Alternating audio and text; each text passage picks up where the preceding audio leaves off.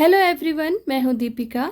आज की इस वीडियो में आप सुनेंगे क्लास 9th की हिंदी पाठ्य पुस्तक स्पर्श भाग 1 का गद्य खंड, जिसका चौथा अध्याय है वैज्ञानिक चेतना के वाहक चंद्रशेखर वेंकट रामन और इसके लेखक हैं धीरंजन मालवीय। तो आइए शुरू करते हैं। पेड़ से सेब गिरते हुए तो लोग सदियों से देखते आ रहे हैं, मगर गिरने के पीछे छिपे रहस्य को न्यूटन से पहले कोई और समझ नहीं पाया था। ठीक उसी प्रकार विराट समुद्र के नीले वर्णीय आभा को भी असंख्य लोग आदिकाल से देखते आ रहे थे, मगर इस आभा पर पड़े रहस्य के पर्दे को हटाने के लिए हमारे समक्ष उपस्थित हुए सर चंद्रशेखर वेंकट रामन। बात सन 1921 यानी 1921 की है, जब रामन समुद्री यात्रा पर थे। जहाज के डेक पर खड़े होकर नीले समुद्र को निहारना प्रकृति प्रेमी रामन को अच्छा लगता था। वे समुद्र की नीली आभा में घंटों खोए रहते। लेकिन रामन केवल भावुक प्रकृति प्रेमी ही नहीं थे, उनके अंदर एक वैज्ञानिक की जिज्ञासा भी उतनी ही सशक्त थी। यही जिज्ञासा उनसे सवाल कर बैठी, आखिर समुद्र का रंग नीला ही क्यों होता है, कुछ और क्यों नहीं? रामन सवाल का जवाब ढूंढने में लग गए। जवाब ढूंढते ही वे विश्वविख्यात बन गए। रामन का जन्म 7 नवंबर सन 1888 यानी 1888 को तमिलनाडु के तिरुचिरापल्ली नगर में हुआ था। उनके पिता विशाखापत्तनम में गणित और भौतिकी के शिक्षक थे। पिता उन्हें बचपन से गणित और भौतिकी पढ़ाते थे। इसमें कोई अतिशयोक्ति नहीं होगी कि जिन दो विषयों के ज्ञान ने उन्हें जगत प्रसिद्ध बनाया, उनकी सशक्त नींव उनके पिता ने ही तैयार की थी। कॉलेज की पढ़ाई उन्होंने पहले ABN कॉलेज तिरुचिरापल्ली से और फिर प्रेसिडेंसी कॉलेज मद्रास से की। BA और MA दोनों ही परीक्षाओं में उन्होंने काफ़ी ऊंचे अंक हासिल किए। रामन का मस्तिष्क विज्ञान के रहस्यों को सुलझाने के लिए बचपन से ही बेचैन रहता था। अपने कॉलेज के ज़माने में ही उन्होंने शोध कार्यों में दिलचस्पी लेनी शुरू कर दी थी। उनका पहला शोध पत्र फिलोसॉफिकल मैगजीन में प्रकाशित हुआ था। उनकी दिली इच्छा तो यही थी कि वे अपना सारा जीवन शोध कार्यों को ही समर्पित कर दें, मगर उन दिनों शोध कार्य को पूरे समय के कैरियर के रूप में अपनाने की कोई खास व्यवस्था नहीं थी। प्रतिभावान छात्र सरकारी नौकरी की ओर आकर्षित होते थे। रामन भी अपने समय के अन्य सुयोग्य छात्रों की भांति भारत सरकार के वित्त विभाग में अफसर बन गए।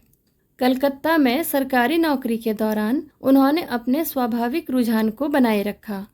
दफ्तर से फुर्सत पाते ही वे लौटते हुए जुहू बाजार आते, जहां Indian association for the cultivation of science की प्रयोगशाला थी।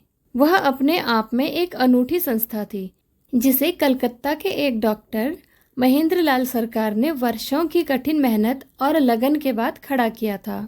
इस संस्था का उद्देश्य था देश में वैज्ञानिक चेतना का विकास करना। अपने महान उद्देश्यों के बावजूद इस संस्था के पास साधनों का नितांत अभाव था। रामन इस संस्था की प्रयोगशाला में काम चलाऊ उपकरणों का इस्तेमाल करते हुए शोध कार्य करते। यह अपने आप में एक आधुनिक हठ योग का उदाहरण था, जिसमें एक साधक दफ्तर में कड़ी मेहनत के बाद जुहू बाजार की इस मामूली सी प्रयोगशाला में पहुंचता और अपनी इच्छा शक्ति के जोर से भौतिक विज्ञान को समृद्ध बनाने के प्रयास करता। उन्हीं दिनों वे वाद्य यंत्रों की ओर आकृष्ट हुए। वे वाद्य यंत्रों की ध्वनियों के पीछे छिपे वैज्ञानिक रहस्यों की परतें खोलने का प्रयास कर रहे थे। इस दौरान उन्होंने अनेक वाद्य यंत्रों का अध्ययन किया। देशी और विदेशी दोनों प्रकार के वाद्य यंत्र थे। वाद्य यंत्रों पर किए जा रहे शोध कार्यों के दौरान उनके अध्ययन के दायरे में जहां वायलिन, चेलो या पियानो जैसे विदेशी वाद्य आए, वहीं वीणा, तानपुरा और मृदंग पर भी उन्होंने काम किया। उन्होंने वैज्ञानिक सिद्धांतों के आधार पर पश्चिमी देशों की इस भ्रांति को तोड़ने की कोशिश की कि भारतीय वाद्य यंत्र विदेशी वाद्यों की तुलना में घटिया हैं। वाद्य यंत्रों के कंपन के पीछे छिपे गणित पर उन्होंने अच्छा खासा काम किया और अनेक शोध पत्र भी प्रकाशित किए। उस जमाने के प्रसिद्ध शिक्षा शास्त्री सर आशुतोष मुखर्जी को इस प्रतिभावान युवक के बारे में जानकारी मिली। उन्हीं दिनों कलकत्ता विश्वविद्यालय में प्रोफेसर का नया पद सृजित हुआ था। मुखर्जी महोदय ने रामन के समक्ष प्रस्ताव रखा कि वे सरकारी नौकरी छोड़कर कलकत्ता विश्वविद्यालय में प्रोफेसर का पद स्वीकार कर लें। रामन के लिए यह एक कठिन निर्णय था। उस जमाने के हिसाब से वे एक अत्यंत प्रतिष्ठित सरकारी पद पर थे, जिसके साथ मोटी तनख्वाह और अनेक सुविधाएं जुड़ी हुई थी। उन्हें नौकरी करते हुए 10 वर्ष बीत चुके थे। ऐसी हालत में सरकारी नौकरी छोड़कर कम वेतन और कम सुविधाओं वाली विश्वविद्यालय की नौकरी में आने का फैसला करना हिम्मत का काम था। रामन सरकारी नौकरी की सुख सुविधाओं को छोड़ सन 1917 यानी 1917 में कलकत्ता विश्वविद्यालय की नौकरी में आ गए। उनके लिए सरस्वती की साधना सरकारी सुख सुविधाओं से कहीं अधिक महत्वपूर्ण थी। कलकत्ता विश्वविद्यालय के शैक्षणिक माहौल में वे अपना पूरा समय अध्ययन, अध्यापन और शोध में बिताने लगे। 4 साल के बाद सन 1921 यानी 1921 में समुद्र यात्रा के दौरान जब रामन के मस्तिष्क में समुद्र के नीले रंग की वजह का सवाल हिलोरे लेने लगा, तो उन्होंने आगे इस दिशा में प्रयोग किए, जिसकी परिणति रामन प्रभाव की खोज के रूप में हुई। रामन ने अनेक ठोस रवों और तरल पदार्थों पर प्रकाश की किरण के प्रभाव का अध्ययन किया। उन्होंने पाया कि जब एक वर्णीय प्रकाश की किरण किसी तरल या ठोस रवेदार पदार्थ से गुजरती है, तो गुजरने के बाद उसके वर्ण में परिवर्तन आ जाता है। वजह यह होती है कि एक वर्णीय प्रकाश की किरण के फोटॉन जब तरल या ठोस रवे से गुजरते हुए इनके अणुओं से टकराते हैं, तो इस टकराव के फलस्वरूप वे या तो ऊर्जा का कुछ अंश खो देते हैं या पा जाते हैं। दोनों ही स्थितियां प्रकाश के वर्ण यानी रंग में बदलाव लाती हैं। एक वर्णीय प्रकाश की किरणों में सबसे अधिक ऊर्जा बैंगनी रंग के प्रकाश की होती है। बैंगनी के बाद क्रमशः नीले, आसमानी, हरे, पीले, नारंगी और लाल वर्ण का नंबर आता है। इस प्रकार लाल वर्णीय प्रकाश की ऊर्जा सबसे कम होती है। एक वर्णीय प्रकाश तरल या ठोस रवों से गुजरते हुए जिस परिमाण में ऊर्जा खोता या पाता है, उसी हिसाब से उसका वर्ण परिवर्तित हो जाता है। रामन की खोज भौतिकी के क्षेत्र में एक क्रांति के समान थी। इसका पहला परिणाम तो यह हुआ कि प्रकाश की प्रकृति के बारे में आइंस्टाइन के विचारों का प्रायोगिक प्रमाण मिल गया। आइंस्टाइन के पूर्ववर्ती वैज्ञानिक प्रकाश को तरंग के रूप में मानते थे, मगर आइंस्टाइन ने बताया कि प्रकाश अति सूक्ष्म कणों की तीव्र धारा के समान है। इस अति सूक्ष्म कणों की तुलना आइंस्टाइन ने बुलेट से की और इन्हें फोटॉन नाम दिया।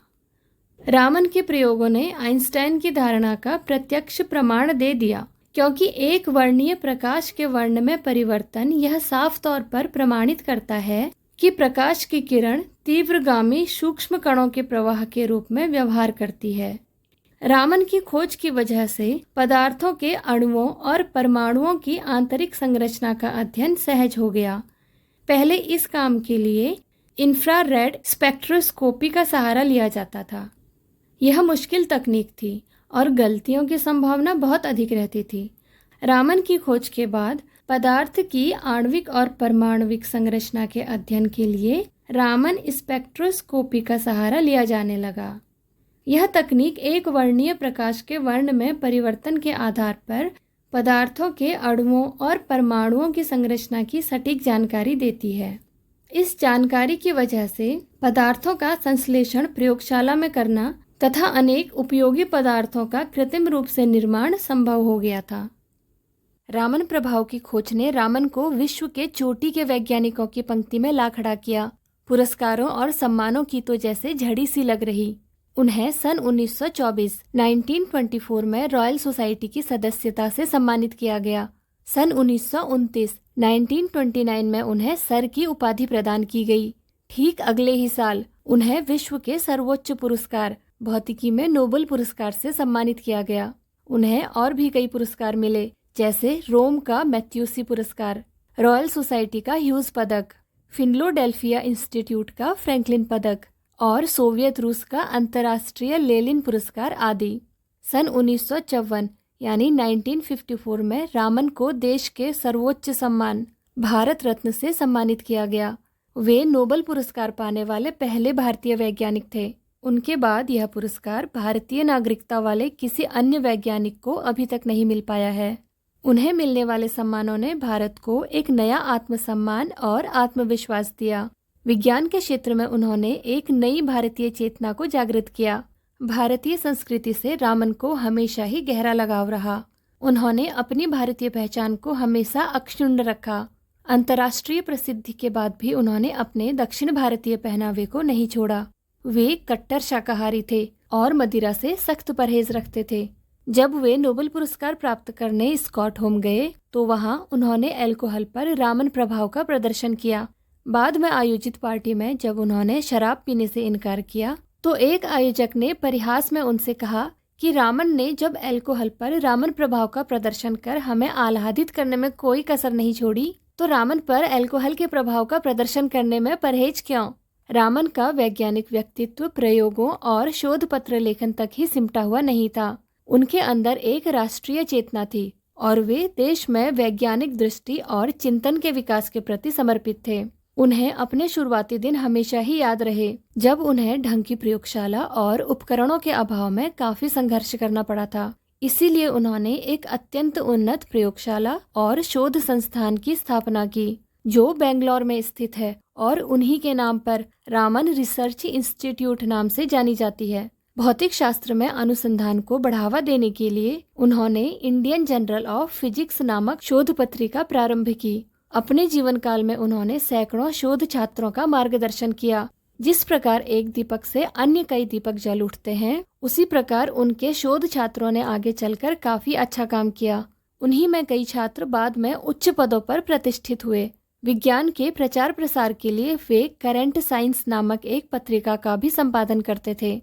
रामन प्रभाव केवल प्रकाश की किरणों तक ही सिमटा नहीं था। उन्होंने अपने व्यक्तित्व के प्रकाश की किरणों से पूरे देश को अलौकिक और प्रभावित किया। उनकी मृत्यु 21 नवंबर सन 1970 के दिन 82 वर्ष की आयु में हुई। रामन वैज्ञानिक चेतना और दृष्टि की साक्षात प्रतिमूर्ति थे। उन्होंने हमें हमेशा ही यह संदेश दिया कि हम अपने आसपास घट रही विभिन्न प्राकृतिक घटनाओं की छानबीन एक वैज्ञानिक दृष्टि से करें। तभी तो उन्होंने संगीत के सुरताल और प्रकाश की किरणों की आभा के अंदर के वैज्ञानिक सिद्धांत खोज निकाले। हमारे आसपास ऐसी न जाने कितनी ही चीजें बिखरी पड़ी हैं, जो अपने पात्र की तलाश में हैं। जरूरत है रामन के जीवन से प्रेरणा लेने की और प्रकृति के बीच छुपे वैज्ञानिक रहस्य का भेदन करने की।